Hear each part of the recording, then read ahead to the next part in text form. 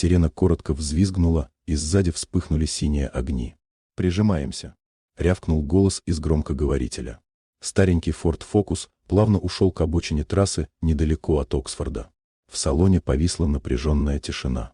За рулем сидел Майкл, 40-летний таксист, с усталыми руками, вцепившимися в руль.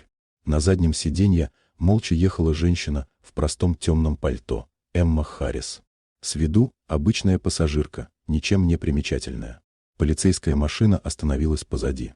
К такси неторопливо подошел высокий офицер с нашивками майора, Брайан Кларк. Его лицо выражало скуку и раздражение. Он постучал по стеклу костяшками. «Ты куда летишь?» – процедил он.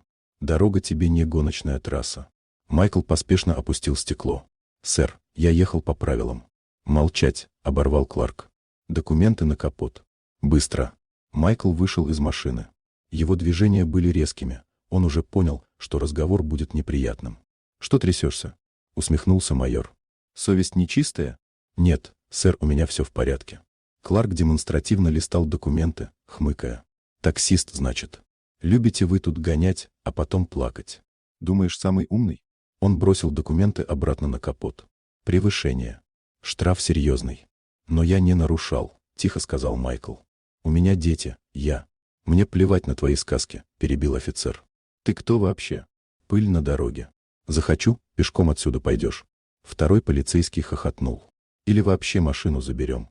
Будешь потом благодарить, что жив остался». Майкл покраснел от стыда.